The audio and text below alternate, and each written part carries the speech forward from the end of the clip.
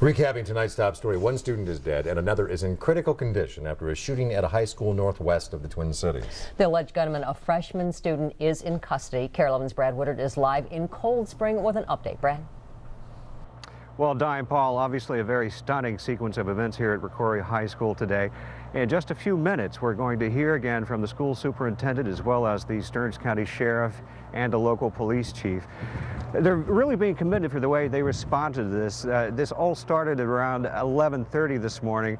A 911 call was placed that two students had been shot. Within minutes, the local police were here on the scene.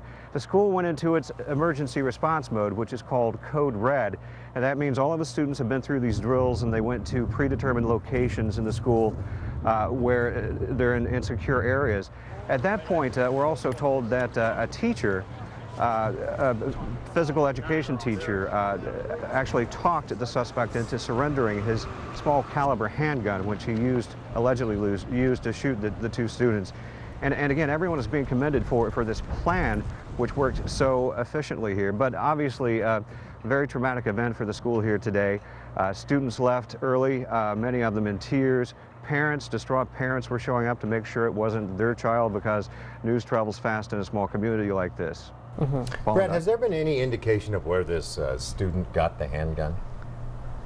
No, that is one thing that has not been discussed. Authorities aren't saying much about the suspect at this point. As you mentioned, he is a freshman.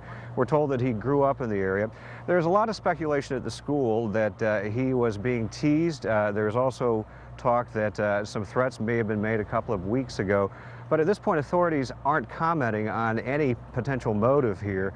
I also asked the police chief earlier today because he was the first to arrive on the scene, and the student was being detained in the principal's office.